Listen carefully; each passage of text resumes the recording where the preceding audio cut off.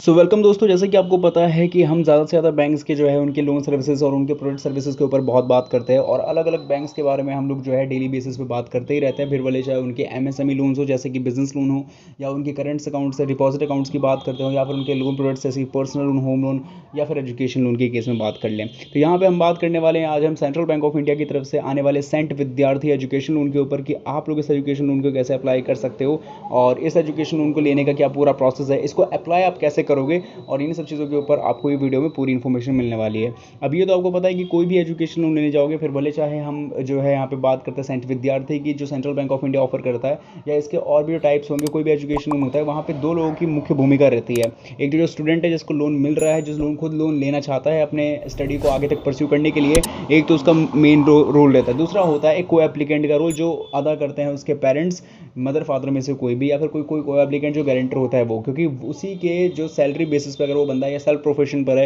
या कोई भी जो ऑक्यूपेशन कर रहा है, तो उसके ऑक्यूपेशन के बिहाफ पे आपको कम से कम 15 साल के लिए जो है ये लोन ऑफर किया जाता है, जो कि आप लोगों को काफ़ी हद तक जो है मदद मिलती है अपने अपने एजुकेशन को काफ़ी लंबे समय तक परस्यू करने का, और उसके बाद एक अच्छे खासी जॉब वगैरह लग जाने के बाद उनके सारे पैसे को रिपेमेंट करने का भी। तो इन्हीं सब चीज़ों के ऊपर बात करते हुए इन्हीं के ऊपर बात करेंगे और जानेंगे कैसे आप सेंट विद्यार्थी एजुकेशन लोन को अप्लाई कर सकते हो। So welcome guys, welcome to loan पाओ यूट्यूब चैनल। इस वीडियो को पूरा एंड तक वॉच करते रहना, तो वीडियो के अंदर आपको पूरी प्रोसेस बताई जाएगी कि कैसे आपको जो है सेंट विद्यार्थी एजुकेशन लोन को अप्लाई करना है from the central bank of India से। वीडियो को शुरू करने से पहले बता दूं, क्योंकि हम एक जो प्रोसेस करने वाले हैं ये ऑनलाइन प्रोसेस नहीं होने वाला है, ये एक ऑफलाइन प्रोसेस होने वाला है, जिसके अंदर जो है एप्लीकेशन फॉर्म को आप लोग कैसे फिलअप करोगे और एप्लीकेशन फॉर्म को फिलअप करने के बाद कौन कौन से इंपॉर्टेंट डॉक्यूमेंट्स को आपको अटैच करना होगा, जिसके बेसिस पे ही आप इस लोन को अप्लाई करोगे, इसी के बारे में बात करेंगे। तो वीडियो शुरू करने से पहले इस वीडियो के बारे में जो आपकी इंस्टेंट फीडबैक है वो आपको हमें कॉमेंट बॉक्स में लिख के बताना होगा कि आप लोगों का यहाँ पे अकाउंट है क्या नहीं है, और साथ ही में आपको एजुकेशन लोन क्यों चाहिए। वीडियो को लाइक भी करना है जिससे हमें अच्छा से अच्छा पता चले कि आपको हमारी वीडियो पसंद आ रही है, साथ ही में शेयर एंड चैनल को सब्सक्राइब भी। तो अब बात करते हैं वीडियो के स्टेप्स एंड प्रोसेसेस की। तो बता दूं ये वीडियो है, वीडियो की नीचे टाइटल जैसे करोगे क्लिक, आप लोग डिस्क्रिप्शन बॉक्स खुल जाएगा। डिस्क्रिप्शन बॉक्स के अंदर आपको मिलती है वेबसाइट लिंक, जिसको सिंपली आपको कर देना है क्लिक। लिंक पे आप लोग क्लिक करोगे सीधा पहुंच जाओगे loanpower.in के ऑफिशियल वेबसाइट पे। इसके वेबसाइट पे पहुंचने के साथ आपको क्या करना होगा, सबसे पहले मेन्यू बार का जो ऑप्शन है आपको इस पर क्लिक करना है। क्लिक करने के साथ आपको मिलती है कैटेगरीज, जिस कैटेगरी में आपको एजुकेशन लोन ऊपर ही दिख रहा है तो आपको एजुकेशन लोन पे सिंपली क्लिक कर लेना है। अगर आपको एजुकेशन लोन के अंदर आपको लगता है कि काफ़ी कंफ्यूज हो, इसके अंदर काफ़ी सारे कंटेंट है, काफ़ी सारे आर्टिकल्स, और ऐसे बीच में आपको एजुकेशन लोन पे आना, तो आप जो है बैंक लोन का भी सहारा ले सकते हो। लेकिन यहाँ पर भी आपको एक चीज़ समझना होगा कि यहाँ पे जैसे हम बैंक लोन पे क्लिक कर देते हैं तो यहाँ पे अब पूरे जितने भी ओवरऑल बैंक है, मैं सिर्फ इंडिया लेवल पर बात नहीं कर रहा हूँ, क्योंकि फाइनेंशियल प्लेटफॉर्म है तो जाहिर सी बात है ओवरसीज़ को भी कवर करता होगा। तो ऐसे केस में यहाँ पे सभी बैंक्स की बात आ जाएगी, और ऐसे केस में सेंट्रल बैंक ऑफ इंडिया को फाइंड करना, फिर उसमें उनके लोन एंड प्रोडक्ट सर्विसेज में जाकर एजुकेशन लोन में जाना, फिर सेंट विद्यार्थी को निकालना काफ़ी ज़्यादा टाइम जाएगा। तो ऐसे केस में आपको मेन्यू बार के ऑप्शन में एक बार अगेन क्लिक करना है और सर्च का इस्तेमाल करना है, और यहाँ पर आपको टाइप करना है सेंट्रल एजुकेशनल, ठीक है, सेंट्रल एजुकेशन डाल के सिंपली सर्च कर देना है। इसके बाद आपके सामने कंटेंट मिलेगा कि सेंट्रल बैंक ऑफ इंडिया से एजुकेशन कैसे अप्लाई करें। नॉर्मली आर्टिकल है, आर्टिकल पे टैप करना है और आप लोग सामने आपका आर्टिकल डिटेल में एक्सपांड हो जाएगा। अब जब क्योंकि आर्टिकल खुल चुका है तो आप इसको पूरा A to Z पढ़ सकते हैं, समझ सकते हैं, जितनी भी इन्फॉर्मेशन है वो आपको सारी मिल जाएगी, और यहाँ पे आपको पता चल जाएगा कि इस लोन को लेने का क्या इंटरेस्ट रेट है, क्या रिपेमेंट है, कौन कौन लोन अप्लाई कर सकता है, यहाँ पे स्टूडेंट को कौन सा एप्लीकेशन चाहिए, स्टूडेंट को कौन से डॉक्यूमेंट्स चाहिए, साथ ही में स्टूडेंट के साथ साथ उसके को एप्लीकेंट लाइक उसके पेरेंट्स को कौन से डॉक्यूमेंट्स चाहिए, और ओवरऑल चीज़ कौन कौन सी चीज़ चाहिए, तो इसके बारे में आपको इस जो है आर्टिकल में पता चल जाएगा। तो आप इस आर्टिकल को पूरा एंड तक पढ़ सकते हैं। साथ ही में जिनको लोन अप्लाई करना है उनको अप्लाई नाउ के लिंक पे कर देना है क्लिक। आप लोग अप्लाई नाउ लिंक पे क्लिक करते हो सीधा पहुंच जाओगे सेंट विद्यार्थी के ऑफिशियल जो है वेब पेज पे, जो कि सेंट्रल बैंक ऑफ इंडिया का एजुकेशन उनका मेन वेब पेज पे है। अब यहाँ पे आप आओगे तो देखो यहाँ पे बहुत सारी चीज़ें जो है आपके हो सकता है कि सर के ऊपर से भी जा सकती है, तो आप इसको ट्रांसलेट करके हिंदी में भी पढ़ सकते हो, ठीक है, ताकि आपको दिक्कत ना हो। बाकी मैं आपको समझा देता हूँ कि यहाँ से जो आपको एजुकेशन मिलेगा इसको आप परस्यू कर सकते हो हायर स्टडीज़ करने के लिए इंडिया में भी और इंडिया से बाहर के लिए भी। स्टूडेंट की बात करते हैं तो यहाँ पे स्टूडेंट जो है वो इंडियन होना चाहिए, साथ ही में उसका सिक्योर एडमिशन होना चाहिए हायर एजुकेशन कोर्सेज जो कि रिकॉग्नाइजेबल इंस्टीट्यूट है इंडिया या अब्रॉड में भी, जिसका एडमिशन का यहाँ पे जो प्रॉपर जो सर्टिफिकेट या फिर जो पूरा जो सिक्योर तरीका जो वे है दिखाने का वो होगा आपका एंट्रेंस टेस्ट, जिसको आप इंडिया में जो है अगर हम यूजी या पीजी कोर्सेज की बात करते हैं तो सीयूईटी के लेवल पे जानेंगे, और अगर मेरिट बेस पे एडमिशन होता है तो वो भी आपको पूरा जो है एक तरीके दिखाना पड़ेगा सिक्योर एडमिशन के एज अ प्रूफ के तौर पे। साथ में बात करते हैं यहाँ पे जो है कुछ चीज़ें भी हैं जो आपको समझनी पड़ेगी कि यहाँ पे जो है कहाँ पे एंट्रेंस टेस्ट या फिर मेरिट बेस्ड सिलेक्शन प्रोसेस के क्या पूरा सिस्टम है कि यहाँ पे किन किन के लिए जो है होने वाला है। मतलब कुछ केसेस में जो है यहाँ पे where there is no entrance test merit based selection यहाँ पे बताया गया किसके लिए, तो आप समझ सकते हो। बाकी नेचर ऑफ फैसिलिटी बता दूँ तो एक तरीके का टर्म लोन है, ठीक है, वर्किंग कैपिटल लोन नहीं है। एक्सपेंसेस कंसिडर करते हैं तो यहाँ पे जो ये लोन मिलेगा, अब देखो ये बात बताने की कोई जरूरत नहीं होती कि इस लोन को जो आप लोगे इस लोन को क्या कर सकते हो, लेकिन हाँ ये तब भी आपको समझाना बनता है कि यहाँ से जो आपको एजुकेशन लोन मिलेगा, जो एजुकेशन लोन मिलता है उसका असल यूज़ क्या है।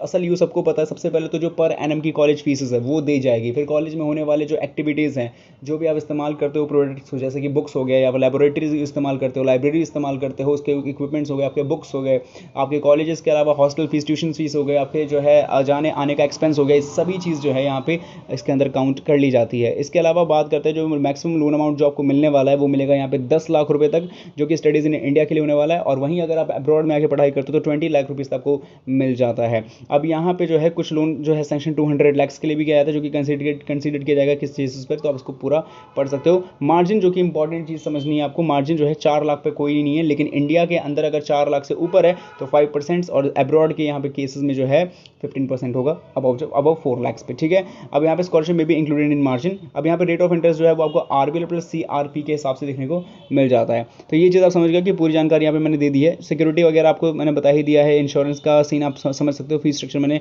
मतलब जो मेन बात है वो मैंने आपको बता दी है। बाकी यहाँ पे बता दो, अगर आप इंडिया में अगर एजुकेशन लोन लेते हो तो कोई यहाँ पे जो है प्रोसेसिंग फीस नहीं है, पहली चीज़ लिखी हुई है। बट जो स्टडी अगर आप अब्रॉड के लिए लेते हो तो 1% ऑफ द लोन अमाउंट और मैक्सिमम ₹15,000 नॉन रिफंडेबल है। ये चीज़ आपको समझने की नीड है। डॉक्यूमेंटेशन के ऊपर भी कोई चार्जेस नहीं है। तो यहाँ पे बात करते हैं कि कैसे आपको जो है एप्लीकेशन फॉर्म लेना होगा।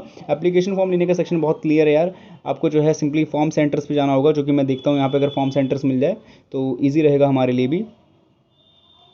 तो लोन एप्लीकेशन फॉर्म की हम लोग बात कर रहे थे, तो यहाँ पे आपको देखो लोन एप्लीकेशन फॉर्म के ऊपर सेगमेंट देखने को मिल जाएगा, जिसके अंदर आप देखोगे कि यहाँ पे पूरी तरीके से आप इसको पढ़ लो। तो यहाँ पे आपको सेंट व्यापारी है, सेंट बहुत सारे हैं, लेकिन यहाँ पे हमें जो चाहिए वो है सेंट विद्यार्थी, और ये हमें देखने को मिल जाएगा सेंट विद्यार्थी का सेक्शन ये रहा, ठीक है। इसके सामने डाउनलोड पीडीएफ फॉर्मेट का ऑप्शन है, इस पर आपको सिंपली क्लिक करना है और आप लोगों के सामने जो है ये पूरा खुल के आ जाएगा, ठीक है। यहाँ पे आप इसको अच्छे तरीके से फिलअप कर सकते हो। यहाँ पे साफ साफ लिखा गया है कि यहाँ पे for common application form guarantor consent letter and अनोजमेंट प्लीज फिल पार्ट 1। तो यहाँ पे आपको पार्ट 1 की जो एप्लीकेशन फॉर्म है वो भी लेनी पड़ेगी, इससे पार्ट 2 का एरिया भी है, ठीक है। तो यहाँ पे हो सकता है कि पार्ट 1 के लिए हमें जो है मे बी यहाँ पे और देखना पड़े, कि समझना पड़ेगा बेसिकली कि किस बेसिस पे पार्ट 1 की बात की जा रही है।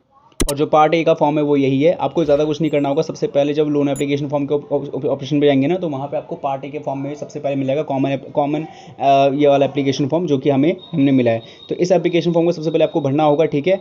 एप्लीकेंट की डिटेल्स अच्छे तरीके से भर देनी होगी पूरी तरीके से यहाँ पे, और इसके बाद इसको पूरी तरीके से आपको कंप्लीट कर देना होगा। देन इसके बाद जो सेकंड वाला जो हमारे सामने एप्लीकेशन फॉर्म है, जो होगा सेंट विद्यार्थी का, डाउनलोड पीडीएफ फॉर्मेट पे आना, ये पार्ट सेकंड हो जाएगा, क्योंकि यहाँ पे साफ लिखा गया कि आपको सबसे पहले पार्ट 1 को अच्छे तरीके से भरना होगा। अब यहाँ पे जो है ये फॉर्म जो है गारंटर कंसेंट लेटर के तौर पे होने वाला है, तो आपका पार्ट 1 भरना भी जरूरी है, क्योंकि मैंने कहा था जितना रोल यहाँ पे आपका एप्लीकेंट एंड स्टूडेंट का, उतना ही रोल जो है आपके को एप्लीकेंट आपके गारंटर का भी है। इसके बाद यहाँ पे जैसे पार्ट 2 का ऑप्शन है, तो यहाँ पे आपको जो है सिंपल तरीके से बताना होगा। जो यहाँ पे मेन काम जो है वो है यहाँ पे आपके स्टूडेंट का, कि उसके जो है पर्टिकुलर कोर्स स्टडी का नाम बताना होगा, ड्यूरेशन कोर्सेज, ठीक है, पर्पस कोर्स ऑफ स्टडी बताना है यहाँ पे, ठीक है। साथ ही में ड्यूरेशन बताना है, कितना समय टाइम लगना है, नेम एंड एड्रेस, कॉलेज बताना है, इंस्टीट्यूशन बताना है जहाँ पे भी वो जो है ज्वाइन करने वाला है। इसके अलावा यूनिवर्सिटी और उसका कॉलेज का नाम हो सकता है यहाँ पे, और इसी तरीके से इस फॉर्म को पूरी तरीके से आपको अच्छे से भरना होगा। स्टूडेंट के अंदर यहाँ पे स्टूडेंट एकेडमिक रिकॉर्ड्स की बात आ जाएगी, तो उसको फिल करना होगा, और ये सारी चीज़ आपके लिए बहुत आसान होने वाली। तो मैं नहीं चाहता कि इसमें ज़्यादा टाइम जाए, ठीक है। तो इसको आपको अच्छी तरीके से भर लेना होगा। डॉक्यूमेंट्स की बात बता दूँ तो यहाँ पे डॉक्यूमेंट्स कुछ इंपॉर्टेंट चीज़, जैसे कि स्टूडेंट के जहाँ पे भी उसका सिक्योर एडमिशन हो रहा है, उसकी जो है सर्टिफिकेट एप्लीकेशन लगा सकते हो, 2 passport size photograph, signature digital आपके पास, मतलब कि